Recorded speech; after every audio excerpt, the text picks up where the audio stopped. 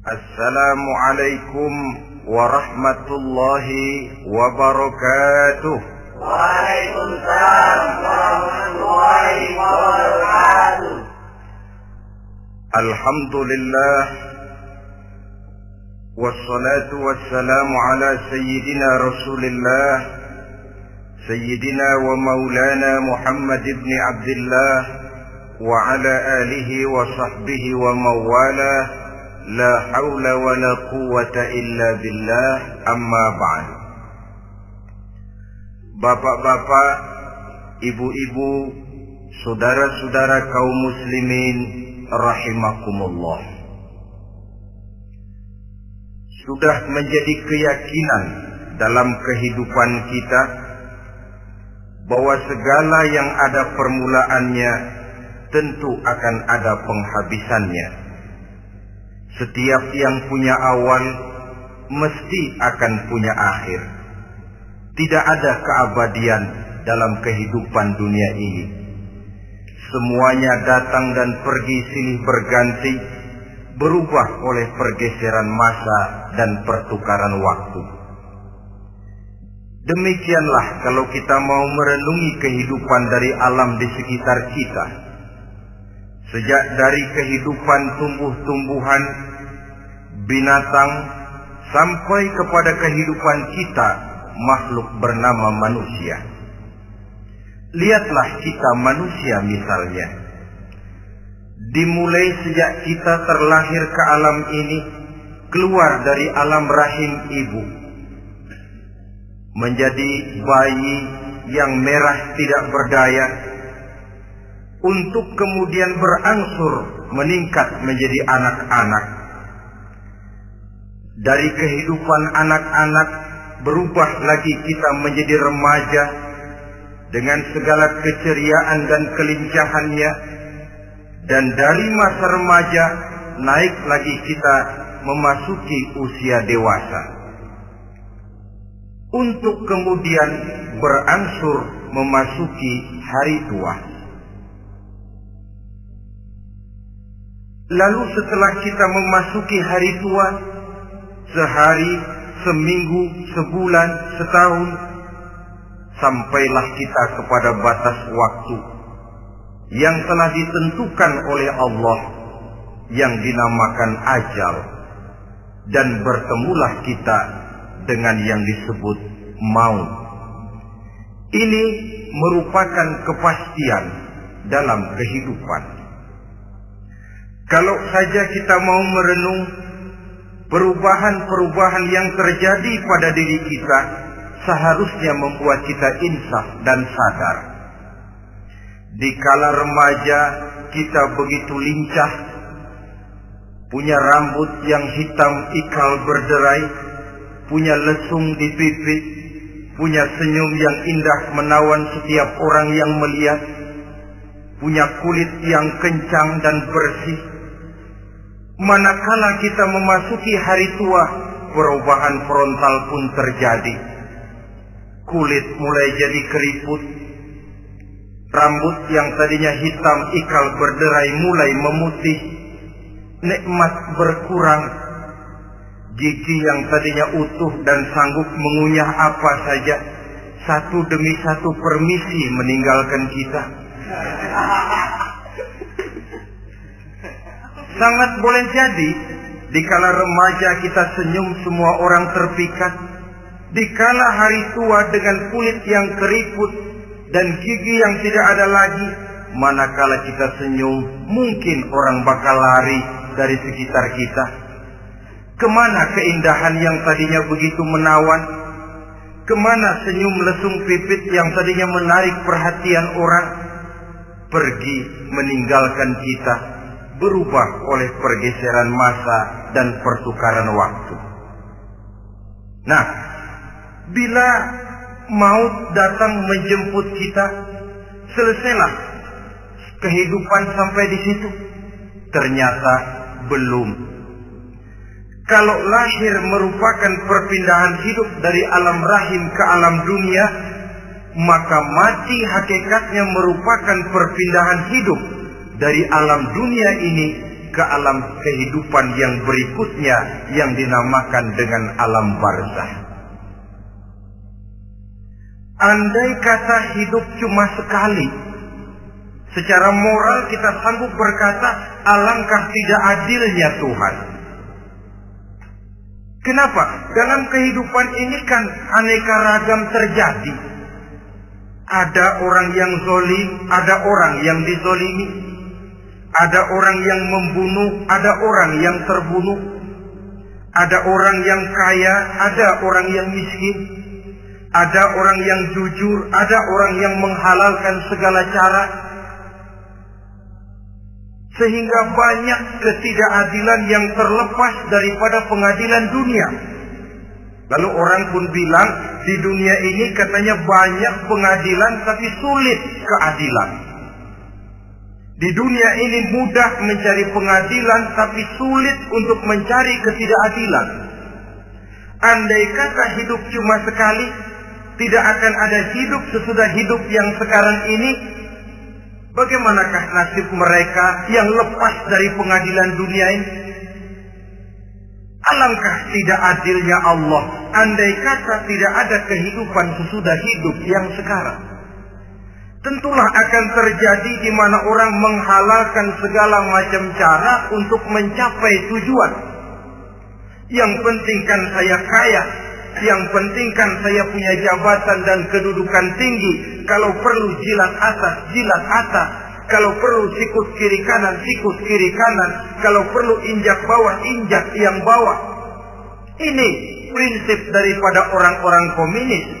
Dan pantas karena mereka tidak percaya kepada kiamat.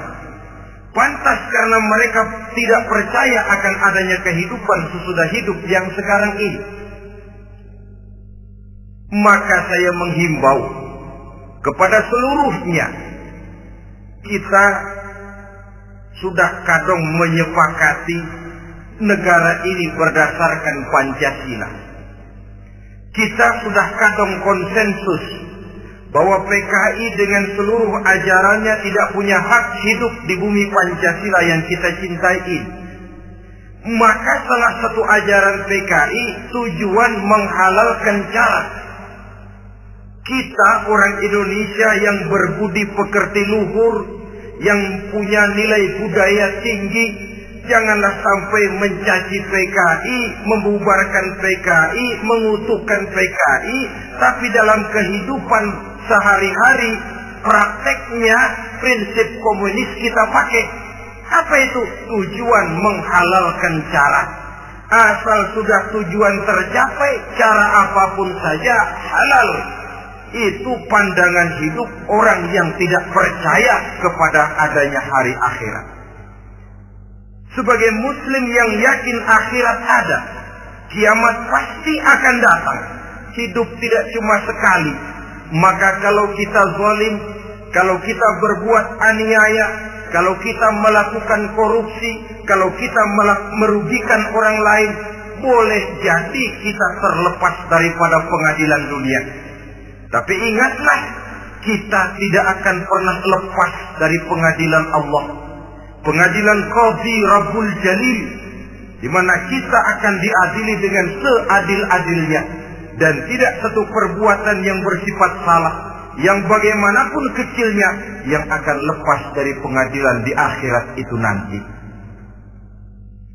Pantas saja kalau satu hari malaikat Jibril datang menasihati Rasulullah Sallallahu Alaihi Wasallam, yang artinya juga menasihati kita semua. Apa kata malaikat Jibril kepada baginda Nabi? Ya Muhammad, ish ma syi'ta wa innaka mayyitun. Hai Muhammad, hiduplah semau kamu, tapi jangan lupa kamu pasti akan mati. Kalau memang dilarang tidak terlarang, dicegah tidak tercegah, kamu mau melaksanakan hidup menurut maumu sendiri, persilahkan, hiduplah menurut mau dan gayamu. Tapi jangan lupa, fa innaka mayyitun, satu saat kau pasti bakal mati. Dan mati itu bukan akhir dari segalanya. Dia babak baru bagi kehidupan selanjutnya. Silakan hidup menurut maumu, tapi jangan lupa kau pasti akan mati. Wa'mal ma syi'ta fa innaka majziyun bih. Kerjakan apa saja yang kamu mau. Kalau kau mau menghalalkan segala macam cara, persilahkan halalkan segala macam cara. Tapi jangan lupa kau akan mendapat balasan dari seluruh amal perbuatanmu. Wa ahbib ma syi'ta fa innaka mufariquhu. Dan cintailah apa saja yang mau kau cintai. Kau cintai anak istrimu, silahkan. Kau cintai harta bendamu, tafadhal. Kau cintai tanah airmu, kau cintai pangkat dan jabatanmu, persilahkan. Tapi jangan lupa, fa innaka mufariquhu. Kau pasti akan berpisah dan akan meninggalkan segala yang kau cintai itu. Apa artinya ini buat kita? Ternyata sesudah maut datang menjemput kita, ada kehidupan sesudah hidup yang sekarang ini.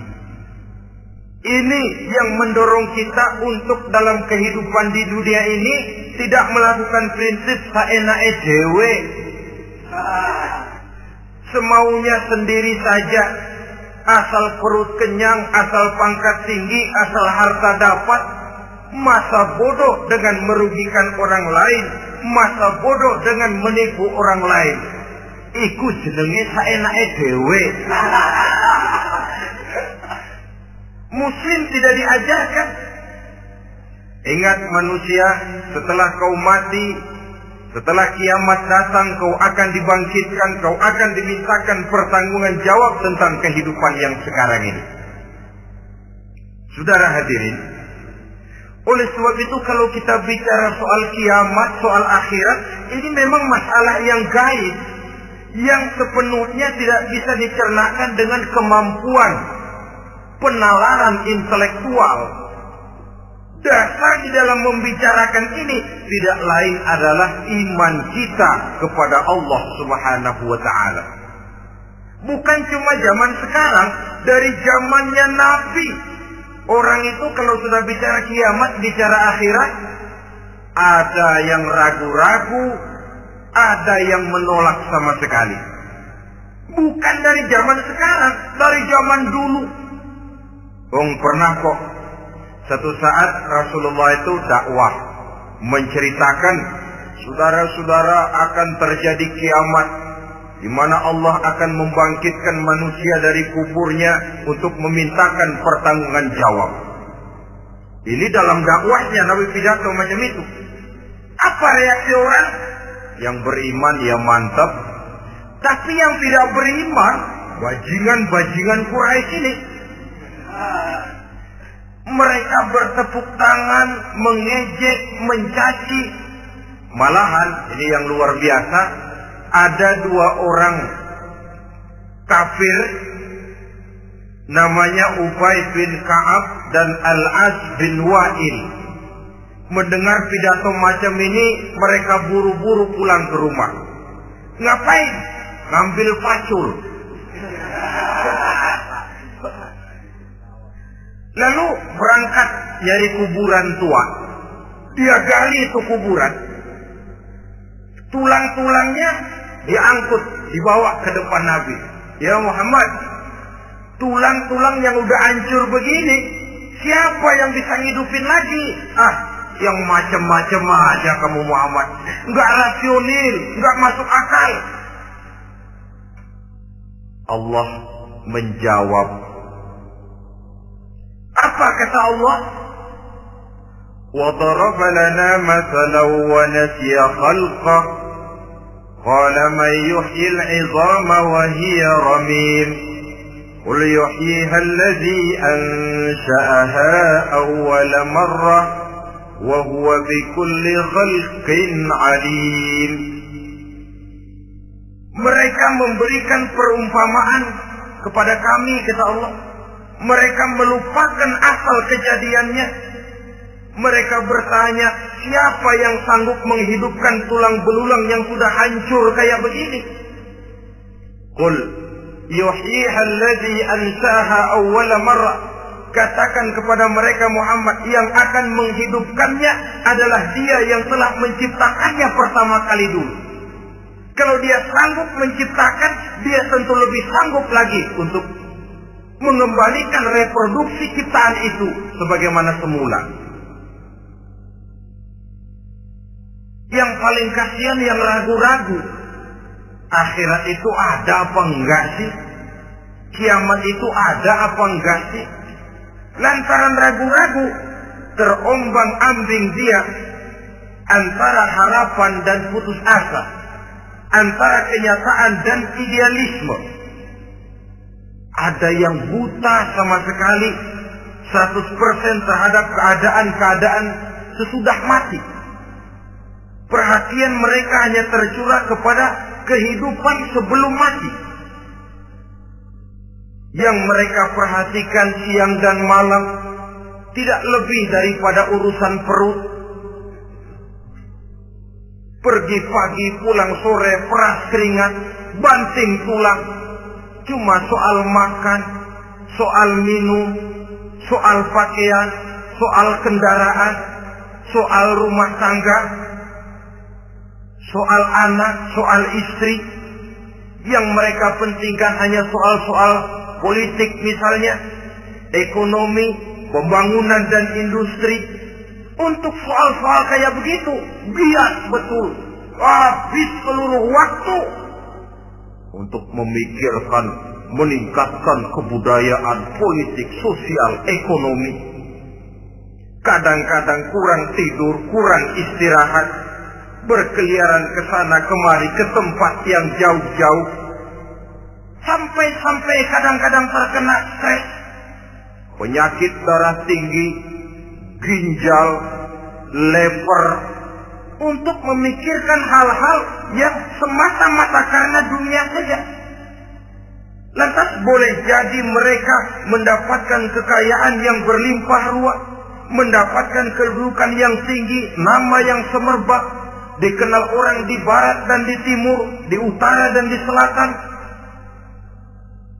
Tetapi alangkah kecewanya mereka jikalau datang ajal menjemput nyawa, mati mereka, meninggalkan harta yang banyak, nama yang masyhur. Mereka disebut dengan jasa-jasanya. Radio memberitakan, TV menyiarkan, koran-koran memuat. Bahkan nama mereka kadang-kadang dikenang 2-3 tahun setelah wafatnya.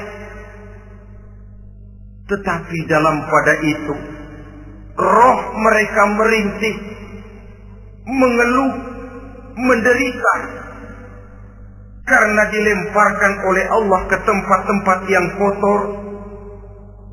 Penyesalan yang sudah tidak akan ada gunanya lagi. Saudara-saudara kaum muslimin rahimakumullah.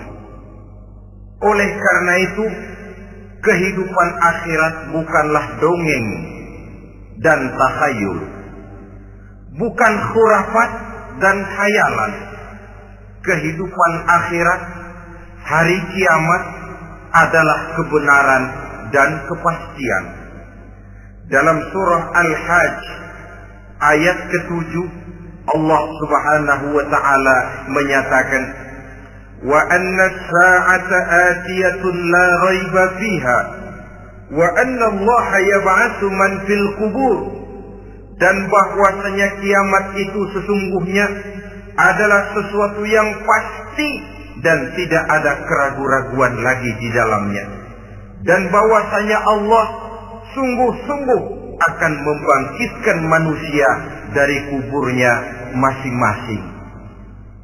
Nah, kalau kita sudah yakin kiamat sesuatu yang pasti adanya, akhirat sesuatu yang pasti adanya, dari mana pembicaraan tentang kiamat ini kita mulai? Tentu dari diri kita. Marilah kita mencoba melihat proses perjalanan hidup ini sampai kita memasuki kiamat. Hadirin, tidak ada makhluk secantik manusia. Tidak percaya, pernah ke Ragunan? Saudara masuk ke kebun binatang. Segala macam makhluk ada di situ. Ratusan macam jenis binatang. Bandingkan dengan saudara, kira-kira cakep mana?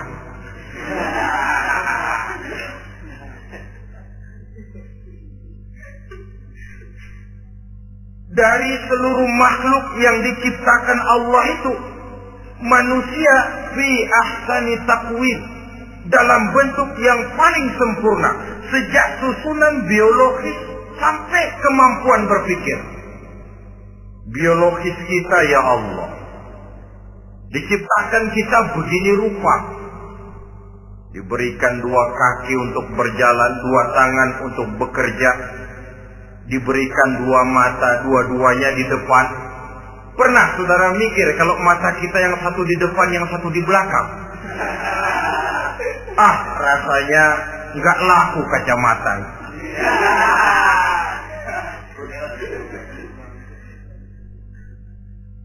Diberikan hidung dengan 2 lubang.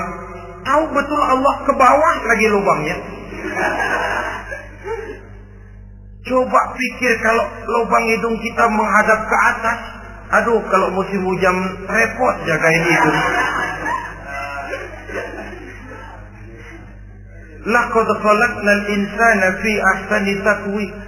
Sungguh telah kami ciptakan manusia dalam bentuk kejadian yang paling sempurna ketimbang makhluk-makhluk Allah lainnya.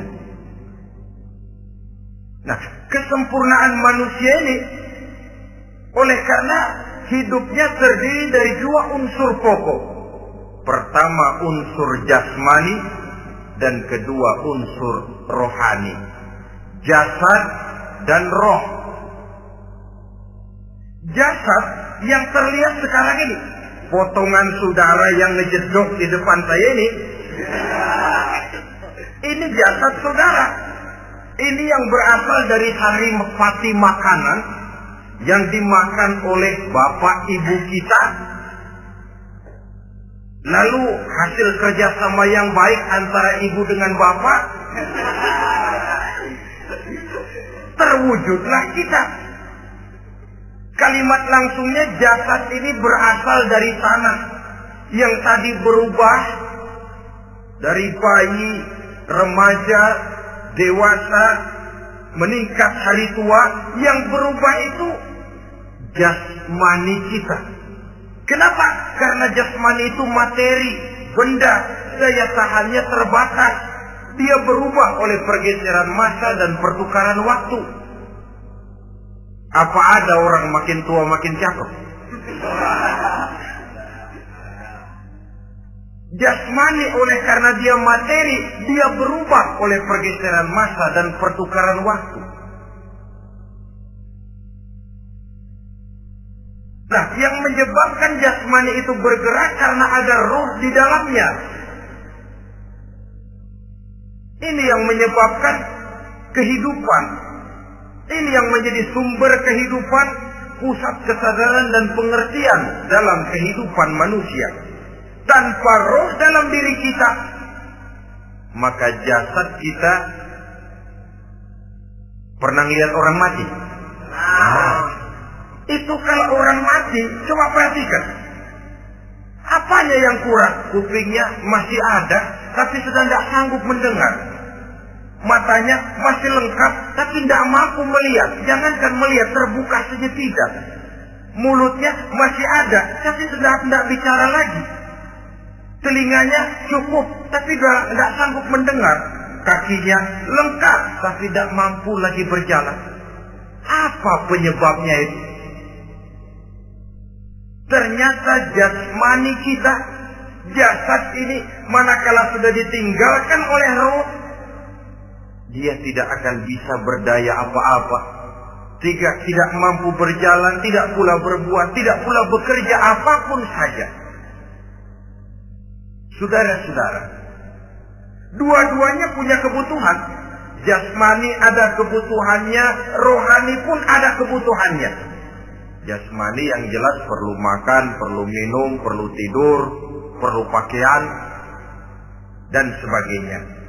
Nah, apabila saat berpisah datang, ajal sampai, berpisahlah roh dan jasad. Dan itulah yang dinamakan dengan maut. Jadi apa sih mati itu? Mati adalah berpisahnya roh dengan jasad. Sebab itu Islam sangat menganjurkan kita untuk banyak-banyak mengingat mati. Bagaimana caranya mengingat mati? Pertama, mati itu kan pasti. Kira-kira yang hadir di sini ada yang nggak mati nggak kira-kira? Semuanya bakal mati kan? Berani? Sekarang mau? Saudara, sebenarnya kalau kita merenung lebih jauh, orang itu tidak perlu takut mati. Walaupun tidak boleh terlalu berani menghadapi mati. Karena bagaimanapun takutnya kita kepada mati, toh dia pasti datang. Bagaimanapun beraninya kita mati, kalau belum ajal, dia tidak mati juga. Jadi Muslim itu kan harus berani menghadapi hidup dan tidak takut menghadapi mati. Mati adalah sesuatu yang pasti. Muslim dianjurkan banyak-banyak mengingat mati dalam kehidupan. Caranya bagaimana? Pertama, berziarah nengokin teman yang sakit. Ya? Suka nengokin teman yang sakit enggak? Oh, itu pahalanya kata Nabi. Menengok orang yang sedang sakit lebih afdal daripada sholat sunnah 1000 rakaat. Apa pernah saudara sembahyang sunnah sampai 1000 rakaat?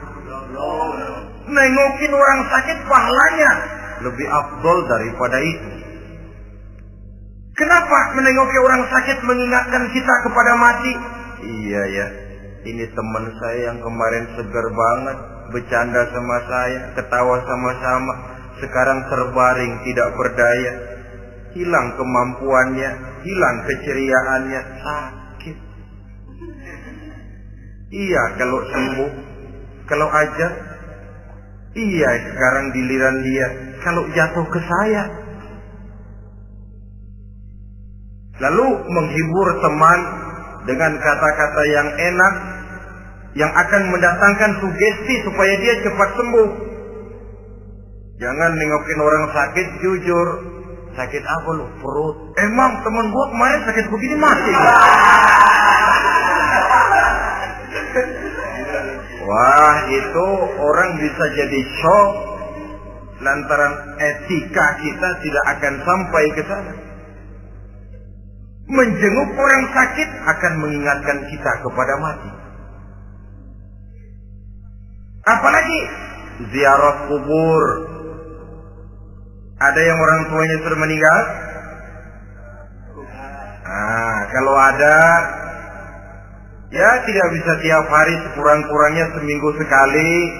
Jumat pagi misalnya, ziarah kita ke kubur. Sehingga kalau kita masuk kubur kan ada etikanya. Assalamualaikum ya ahlal kubur wa inna insyaallahu bikum lahiqun. Hai penduduk kubur, keselamatan bagi kamu dan kami yang masih hidup sekarang ini insya Allah pasti bakal nyusul kamu. Iya, yang kemarin gagah benar sekarang terbaring tanpa daya. Ini unggukan kuburannya. Yang kemarin ada sekarang sudah tidak ada. Kemana dia? Kami satu saat pasti akan begini. Ingat mati. Lalu apalagi yang bisa membuat kita ingat kepada mati? Mengawal jenazah. Bukankah sangat dianjurkan oleh agama? Bahkan kalau bisa sejak mengurusnya, memandikannya, mengkafankannya, menyolatkannya untuk kemudian mengantarnya ke kubur. Hari ini saya antar dia ke kubur, besok boleh jadi saya yang diantar orang.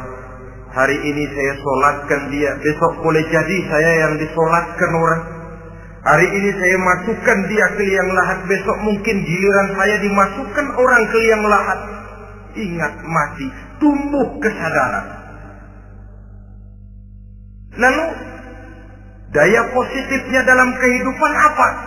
Nah, saudara-saudara hadirin, orang yang mengingat mati bukan lantas menjadi lemah dalam kehidupan, menjadi putus asa, sedikit semangat, terbentur kesulitan, mudah frustasi. Bukan itu tujuannya kita diperintah mengingat mati. Jelasnya Islam menganjurkan kita untuk mengingat mati guna maksud-maksud yang positif, supaya orang lalu sadar hidup ini cuma sebentar. Maka mumpung hidup, nah ini mumpung, tapi mumpung yang baik. Mumpung hidup, maka hidup yang singkat ini harus saya pergunakan dengan sebaik-baiknya, melakukan kebajikan yang sebanyak-banyaknya, menjauhkan rasa malas, menunggu keajaiban yang datang dari langit, berleha-leha, bermain-main, sementara maut kalau dia datang tidak pernah main-main. Pantas kalau seorang penyair bernama Syauqi memesankan, tazawwad bitaqwa fa innaka la tadri idza hanna al-lailu hal ta'ishu ila al-fajr, kam min sahihin mata min ghairi illatin wa kam min 'alilin 'asha hinan min ad-dahri. Persiapkan dirimu dengan takwa, sebab kamu tidak tahu apabila malam datang kamu masih bisa hidup apa enggak besok pagi. Apa ada jaminan saudara yang kumpul di depan saya malam ini besok masih bisa hidup? Tidak. Ada jaminan? Tidak ada sama sekali. Kam min sahihin mata min ghairi illatin. Berapa banyak orang sehat mati enggak pakai sakit lagi. Sebabnya kadang-kadang ringan saja. Ada yang cuma jatuh di kamar mandi, mati. Ada yang cuma ketiban pensil. Iya, kalau ketiban pensil 3 peti masa nggak mati. Ta'addadatil asbab wal maut wahid. Sebabnya boleh jadi macam-macam, tapi mati satu juga, yaitu mati. Dia seperti kelapa yang terlalu tua jatuh ke bawah, yang kembang baru keluar pun jatuh ke bawah. Itulah mati. Dia datang menjemput yang bayi, dia datang mengambil yang anak-anak, dia datang juga kepada yang remaja, kepada yang dewasa, kepada yang tua sekalipun. Jangan yang remaja lalu berpikir, gua rasanya masih jauh banget mau mati. Ini sesuatu yang pasti yang kita tidak pernah diberitahu kapannya. Kalau dikasih tahu kapannya kan kita bisa, umpama malaikat maut datang ke rumah saya, saudara Zainuddin kau mati 80 tahun lagi. Wah, saya kan berhitung, masih lama, poya-poya aja dulu Tapi ini tidak pernah diberitahu kepada kita. Lantaran tidak diberitahu itulah kita perlu bersiap-siap dengan selalu mengingat-ingat mati yang mendorong kita untuk berbuat positif. Satu contoh peringatan mati yang mendatangkan positif pada peristiwa ketika turun perintah hijrah. Ketika di Mekah sudah terpepet turun perintah hijrah. Ini sahabat yang berangkat hijrah, jangan dikira semua bulat hati. Ada yang mikir, kalau saya hijrah berangkat dari Mekah ke Madinah, nanti di tengah jalan dicegat oleh kafir Quraisy lalu dibunuh, mati saya. Takut mati. Allah peringatkan, kullu nafsin dha'iqatul maut. Kamu disuruh hijrah saja takut mati, padahal kamu tahu semua yang hidup bakalan mati. Diam saja di Mekah mati, hijrah ke Madinah pun akan mati. Mendengar ayat ini, Sayyidina Umar bin Khattab seperti dibakar semangatnya. Kalau sebagian sahabat hijrah sembunyi-sembunyi, beliau mau hijrah itu malah bajingan Quraisy dikumpulkan dekat Ka'bah. Pidato, ya ma'syara Quraisy, dedengkot Quraisy, dengerin. Besok pagi yang namanya Umar bin Khattab mau hijrah dari Makkah ke Madinah. Siapa yang kepengen kepalanya berpisah dengan badannya, persilahkan cegat Umar di jalanan. Besok dengan tenang dia berangkat hijrah, gak ada yang berani nyegat. Tuh Quraisy juga barangkali mikir, gua ngapain nyegat penyakit. Begitu ingat mati, timbul semangat juang, timbul semangat berbuat. Ini ingat mati yang positif, bukan yang melemahkan semangat. Dah jangan kerja rajin-rajin dah, lu bakalan mati. Ini ingat mati yang salah patah. Ingat mati seharusnya mendorong manusia untuk berbuat lebih tekun. Allah memberikan peringatan, Qul innal mauta allazi tafiruna minhu fa innahu mulaqikum. Katakan, maut yang kamu akan melarikan diri daripadanya, yang kamu takuti benar dia pasti akan datang menjemput kamu. Saudara-saudara hadirin yang saya hormati, datangnya memang tidak kita harapkan yang namanya maut. Tapi sekali dia datang, tidak ada pintu tempat kita lari. Dia memang tidak pernah kita undang. Tapi sekali dia datang, mengetok pintu, kekuatan apa yang bisa menolak? Dia sebuah tanda seru dalam kehidupan. Apa yang menyebabkan orang takut mati? Pertama barangkali karena dia tidak tahu bagaimana kehidupan sesudah mati. Alam kubur gelap, alam akhirat gelap. Sehingga dia bingung, lantaran bingung lalu jadi takut. Yang kedua boleh jadi oleh bayangan-bayangan dosa yang pernah dia kerjakan di dunia ini. Kerjanya cuma menumpuk dosa. Dia gembira, bahagia, tertawa di atas tumpukan dosanya. Merasa segan berpisah dengan seluruh kehidupan ini. Sehingga boleh jadi maut adalah sesuatu yang ditakutkannya benar dalam kehidupan. Tapi bagaimanapun takutnya, tidak ada tempat lari dari dia. Dalam ayat lain Allah jelaskan, Aynama takunu yudrikumul maut walau kuntum fi burujim musayyada.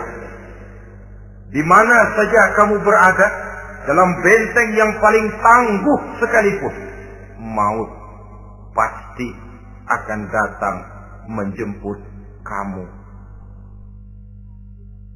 Nah, bagaimana caranya maut datang menjemput kita?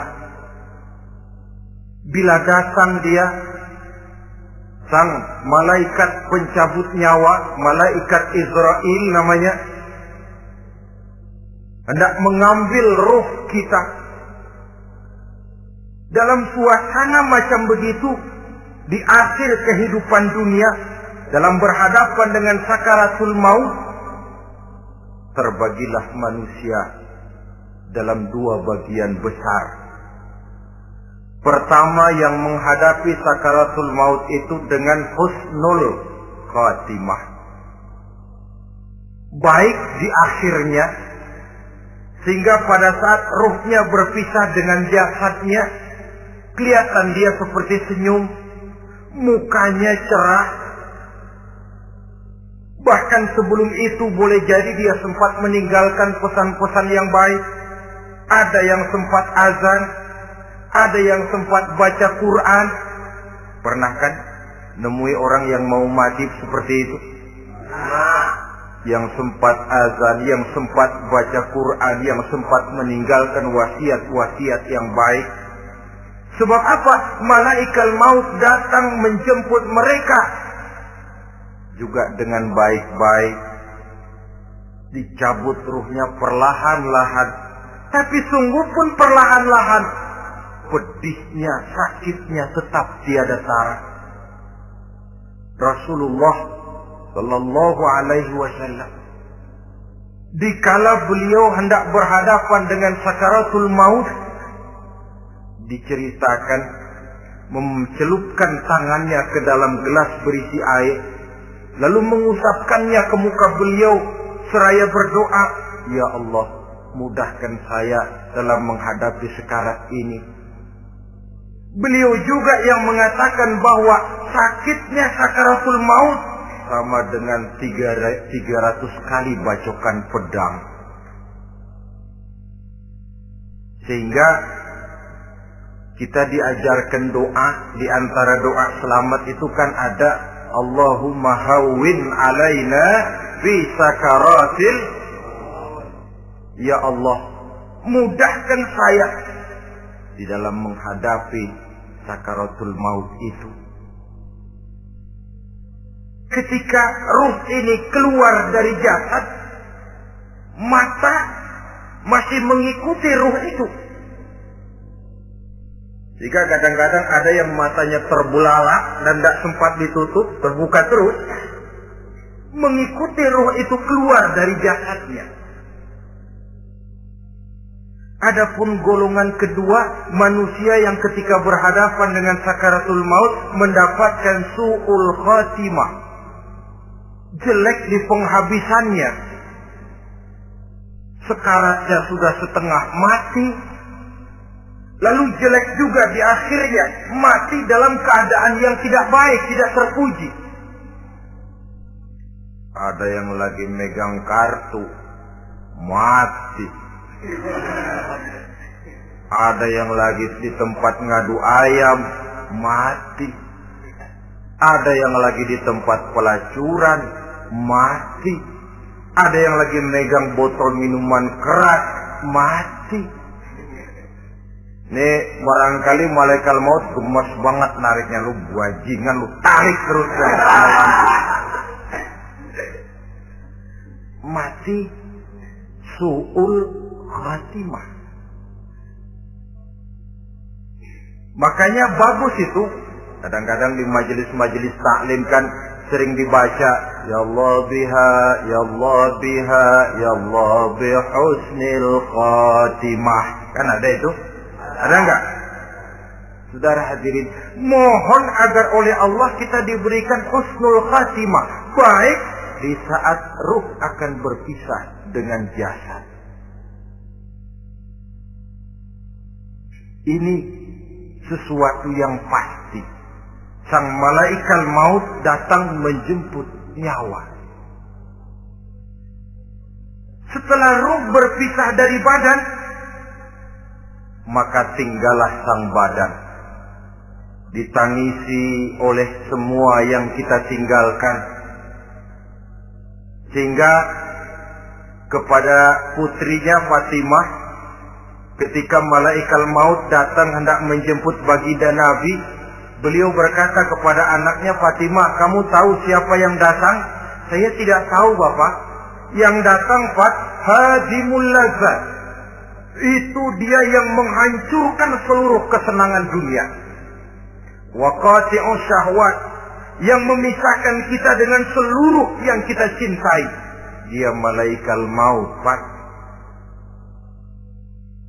Manakala jasad sudah ditinggalkan oleh ruh, itulah yang dikerubungi orang. Anak menangis, istri menangis, orang tua bersedih, teman-teman merasa kehilangan, menangisi jasad. Diuruslah jasad kita, dimandikan sebagaimana mestinya, dikafankan dengan kain putih 3 lembar, itu yang hendak kita bawa kembali ke tempat asal kita. Pakaian sutra, jas yang mereknya Switzerland wool, kain yang Samarinda, sepatu yang Belly atau Beltoni, jam tangan yang Rolex, kendaraan yang serba mewah, tidak ada yang menyertai kita. Kain putih 3 lembar itu saja lagi. Demi setelah dikafankan, dibujurkan kita menghadap ke arah kiblat, orang banyak pun datang menyolatkan kita dengan 4 takbir, diiringi dengan doa.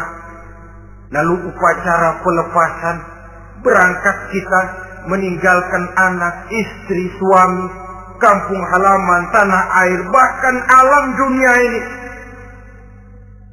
Selamat tinggal alam dan seluruh isinya. Tinggallah yang tinggal. Saya akan kembali ke tempat asal dari mana saya datang, untuk kembali mempertanggungjawabkan seluruh perbuatan saya dalam kehidupan ini. Manakala upacara pelepasan selesailah sudah, dimasukkan kita ke keranda jenazah, digotong orang, bismillah wa ala millati rasulillah,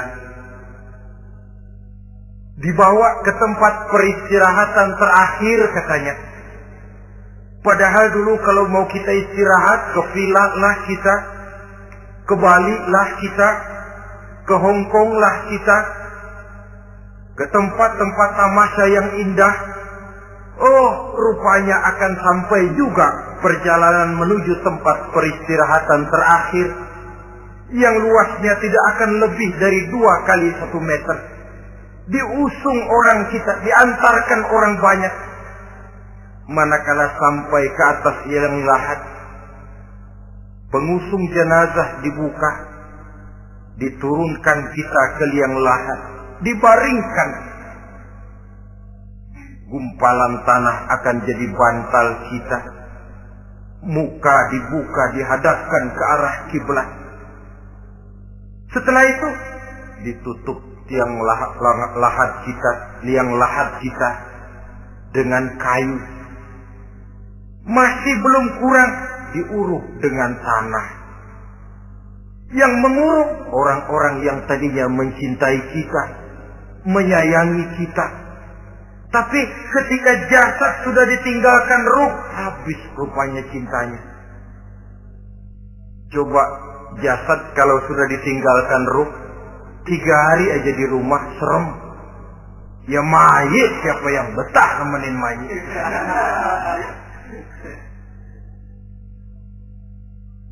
Lalu bila upacara pemakaman selesai, maka berusahalah semuanya. Para pengantar akan kembali ke rumahnya masing-masing.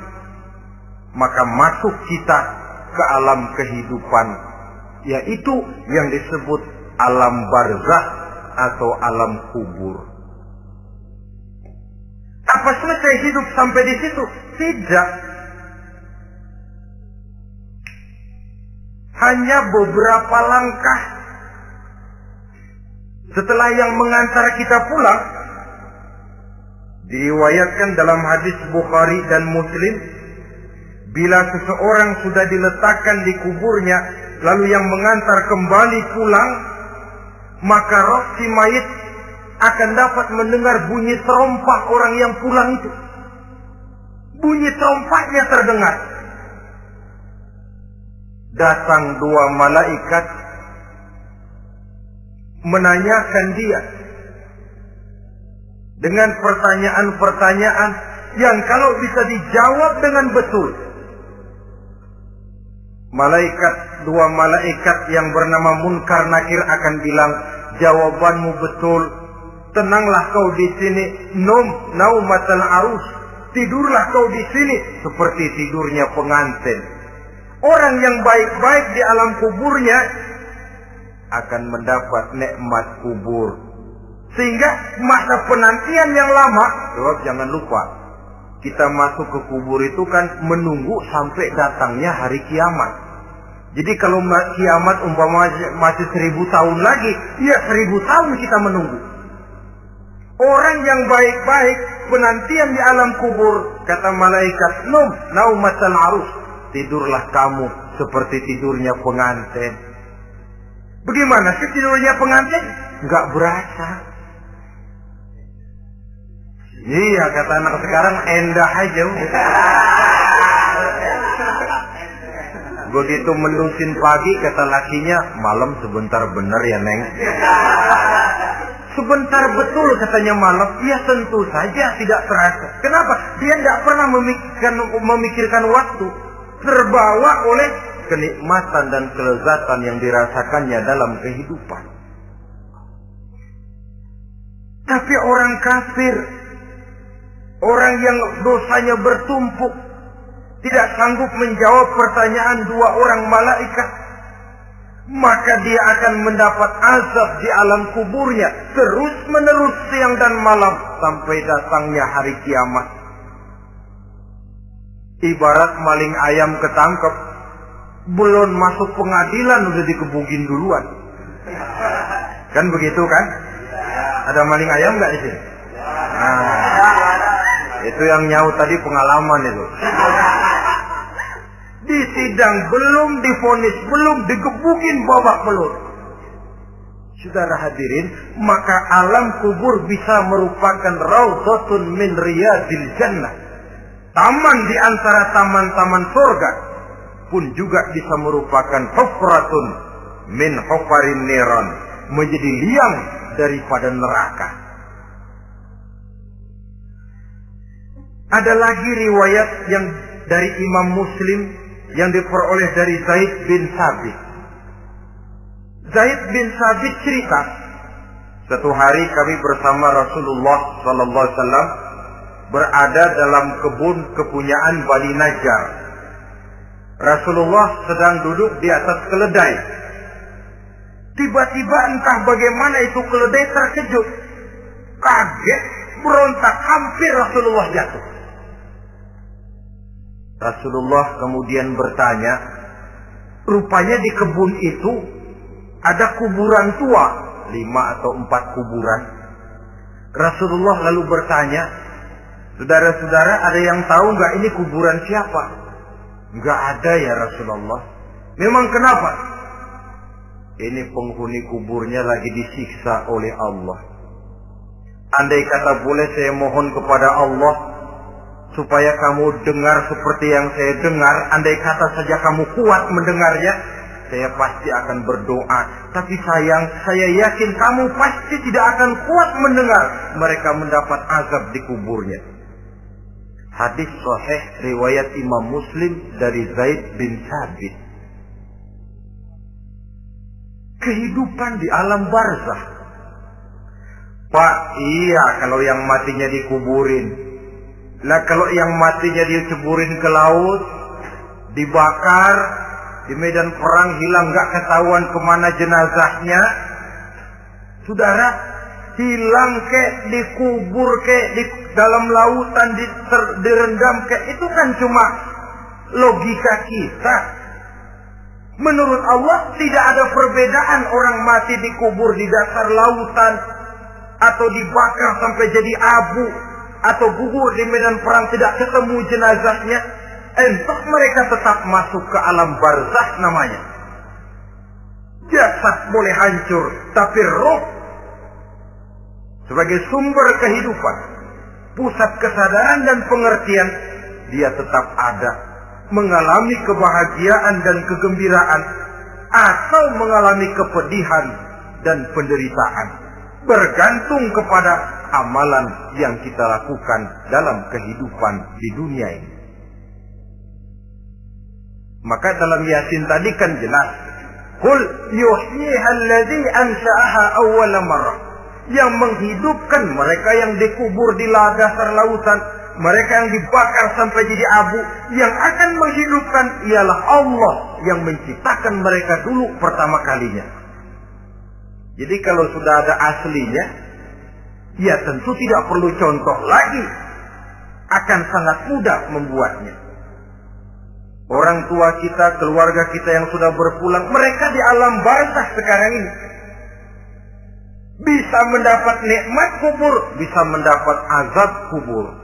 Bergantung amalan mereka dalam kehidupan di dunia ini. Dalam Musnad Imam Ahmad dan Sahih Abi Hatim malah ada tambahan riwayat.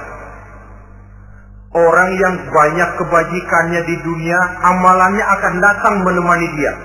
Sholatnya dekat kepalanya, puasa sebelah kanan, zakat sebelah kiri. Menghibur dia.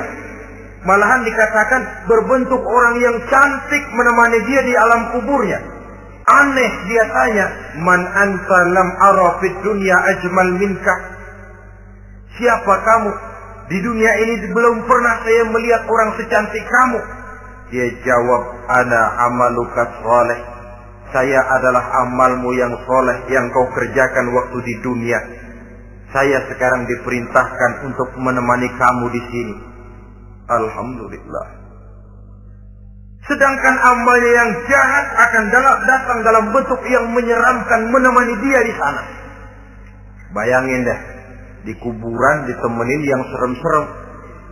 Sama juga di dunia, kalau kita di tempat gelap ditemenin orang cakep, enak nggak? Wah, pengalaman. Tapi coba bayangin, sudah tempatnya gelap, yang nemenin jelek nggak ketulungan, gerah kita. Nah, saudara hadirin yang saya hormati, lalu bagaimana tempat arwah-arwah yang sudah kembali menghadap Allah yang disebut mustaqarrul arwah itu?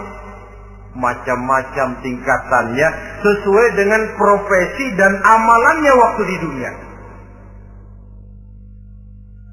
Ada roh-roh itu yang setelah pisah dengan jasad, artinya mati, ditempatkan di tempat yang disebut a'la iliyin, tempat yang tertinggi. Siapa ini? Arwahnya para nabi dan para rasul.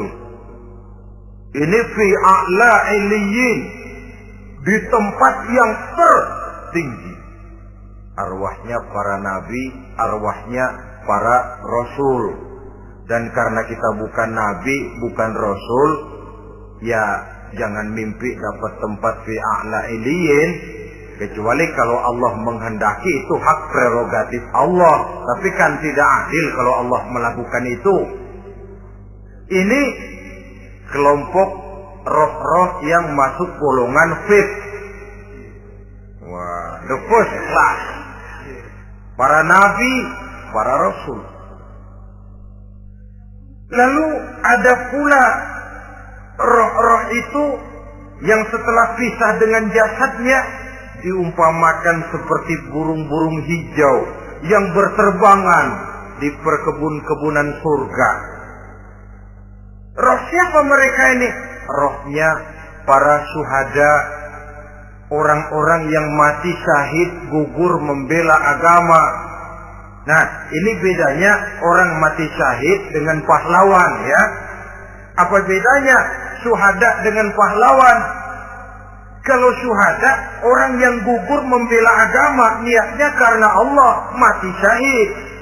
Kalau pahlawan, orang yang gugur membela negara, orang yang dianggap berjasa kepada pemerintah. Klimaksnya, kalau orang mati syahid, jelas surga.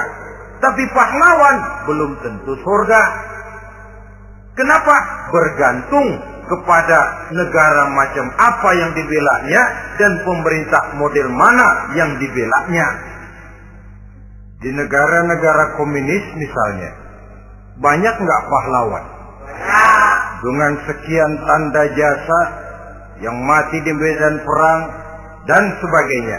Kira-kira pahlawan komunis masuk surga nggak? Ya, kalau pahlawan komunis masuk surga, kita nggak kebagian kapling di surga barangkali. Inilah bedanya pahlawan dengan orang mati syahid. Kemudian ada pula roh itu yang tertahan di pintu surga. Tertahan di pintu surga. Ini seperti tadi, orang yang mati syahid tapi masih ada kaitan di dunia. Rasulullah pernah ditanya orang, ya Rasul, kalau saya maju ke medan perang bela agama, mati syahid, apa saya masuk surga? Iya, masuk surga. Kecuali kata Nabi, kalau masih punya utang. Nah, tertahan di pintu surga. Ada pula roh itu yang tertahan di alam kuburnya. Ini umumnya seperti tadi itu. Ada mempunyai dosa, mempunyai kesalahan, sehingga merasakan azab kubur. Ada juga roh itu yang tertahan di permukaan bumi. Mereka yang dalam hidup selalu menumpuk dosa-dosa yang besar, meninggal sebelum keburu untuk bertaubat. Saudara hadirin yang saya hormati, inilah yang kita khawatirkan. Sebab jikalau pada saat roh sudah datang, jikalau saatnya roh datang berpisah dengan jasad, menemukan sakaratul maut, saat itu taubat sudah tidak akan ada gunanya lagi. Masuk ke alam kubur, mendapat azab kubur, sampai datangnya hari kiamat. Berapa lama di alam kubur ini? Menunggulah kita sampai datang saatnya kiamat.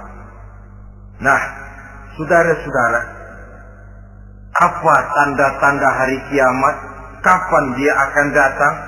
Bagaimana hal ihwal manusia pada saat terjadi kiamat? Bagaimana alam ini? Bagaimana perhitungan di padang mahsyar? Insya Allah akan saya ungkapkan pada bagian kedua dari ceramah ini. Insya Allah kita akan lanjutkan pembicaraan ini sampai kepada terminal paling akhir, surga dan neraka. Inilah saja pertemuan kita pada kesempatan kali ini. Terima kasih banyak atas segala perhatian. Mohon maaf atas segala kekurangan. Wabillahi taufiq wal hidayah. Wassalamualaikum warahmatullahi wabarakatuh. Waalaikumsalam warahmatullahi wabarakatuh.